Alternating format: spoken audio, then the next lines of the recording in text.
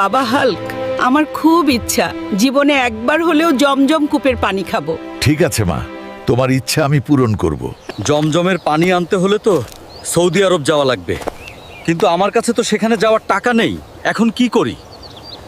যেভাবেই হোক মায়ের ইচ্ছা পূরণ করতে হবে, আর সেই ইচ্ছা আমি হালাল পথে ইনকাম করেই পূরণ করব ইনশাআল্লাহ।